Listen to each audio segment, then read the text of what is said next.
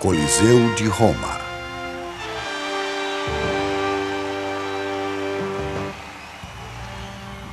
Há quase 2000 anos, os romanos testemunharam uma maravilha.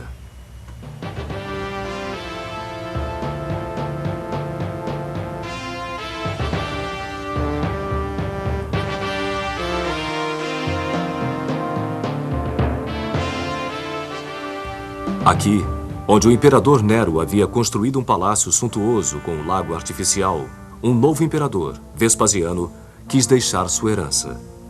Não com um grande palácio para seu próprio desfrute, nem com um templo para agradar aos deuses, mas com um imenso palácio para o público. Um anfiteatro para sediar os jogos, campeonatos e rituais que acabou se tornando a mais importante assembleia pública da capital.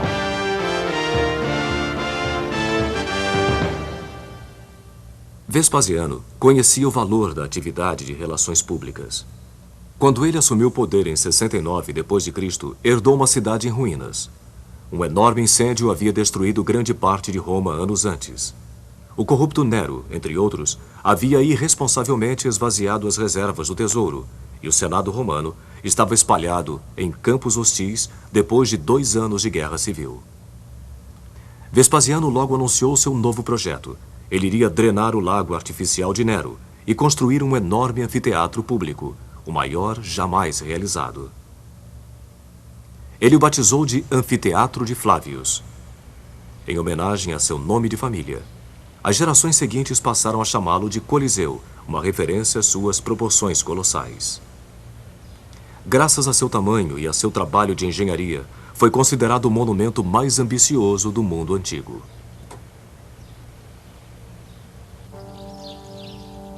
Enormes blocos de calcário foram carregados por escravos para construir a elipse de dimensões monumentais, 600 metros de circunferência, cobrindo 15 hectares e erguendo-se a uma altura de 16 andares.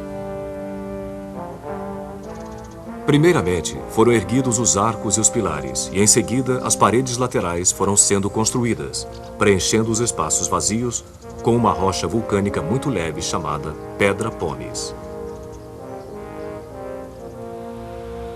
Com lugar para 50.000 espectadores, o Coliseu equivale aproximadamente à metade do tamanho do Maracanã. Os construtores de estádios de hoje em dia ainda se baseiam no sistema engenhoso de entradas e passagens primeiramente utilizado no Coliseu.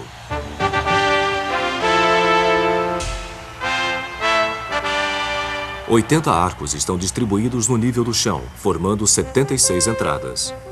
Os espectadores recebiam bilhetes com o seu número de entrada e podiam achar seus lugares tão facilmente que todo o estádio podia ser acomodado em menos de 10 minutos.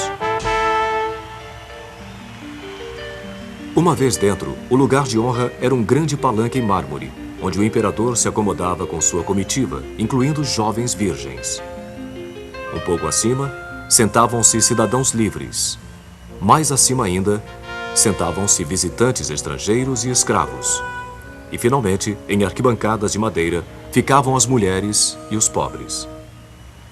Mesmo durante os jogos públicos, classes sociais e status eram os princípios da organização. Mas por que uma obra tão impressionante destinada ao esporte? No início dos tempos romanos, jogos públicos, chamados de circos, eram realizados somente em dias sagrados para homenagear os deuses da cidade. Até a época de Jesus, torneios, caçadas a feras e corridas de carruagens eram uma obsessão para os romanos. Qualquer imperador que se prezasse levava a sério os conselhos do historiador Juvenal. Apenas 2 coisas fazem um romano se preocupar hoje em dia: panem et circenses, pão e o circo. A obra de Vespasiano levaria menos de 10 anos para ser concluída. E apesar de ele não ter vivido para ver seu trabalho terminado, o Coliseu permanece o símbolo eterno de toda uma civilização. Os romanos já provaram ser os melhores engenheiros que o mundo já viu. Inventores do arco, da cúpula, construtores de estradas, aquedutos, pontes e banheiros. Embora a estética romana tenha sido em grande parte emprestada dos gregos, sua tecnologia era profundamente original.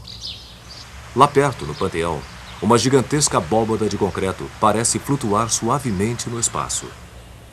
Uma estrutura de concreto armado tão grande, vazada por um único raio de luz, não seria construída novamente até o século XX.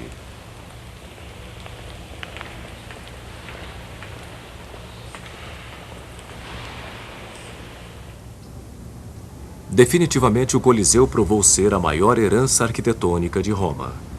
No entanto, o que o monumento tinha de magnífico chocava-se com o que de cruel acontecia dentro dele. Espectadores ficavam em torno da arena central, onde era espalhada areia para cobrir o sangue derramado no ritual dos jogos. No dia da inauguração, no ano 80, o novo imperador Titus, filho de Vespasiano, inaugurou o anfiteatro com uma caçada a feras selvagens. Em apenas um dia, 5.000 animais foram condenados à morte. Estes rituais sangrentos de celebração poderiam durar mais de 3 meses. Animais exóticos eram trazidos de regiões distantes para o Coliseu, onde eram mantidos em celas localizadas no nível subterrâneo, que podem ser vistas ainda hoje. As feras eram então transferidas em elevadores para o nível da arena, onde iriam enfrentar as lanças dos caçadores. Em algumas ocasiões, as canaletas de drenagem eram fechadas e a arena era deliberadamente inundada. O estádio se transformava no mini-mar para a simulação de batalhas navais. Os gladiadores eram, no entanto, a atração principal do Coliseu.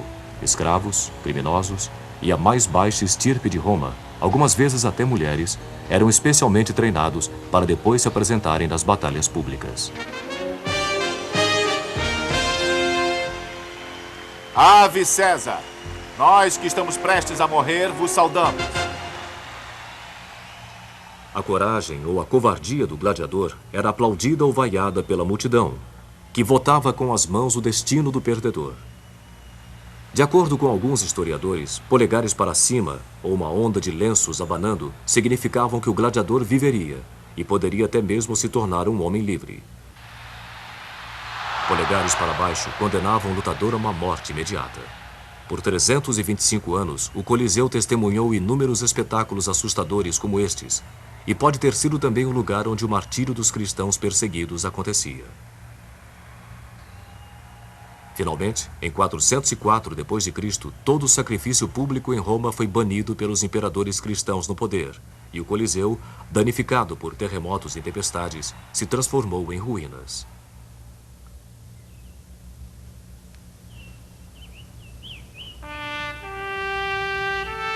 Através dos séculos, o Coliseu se transformou em uma pedreira de mármore, saqueada pelos vários Césares de cada nova era.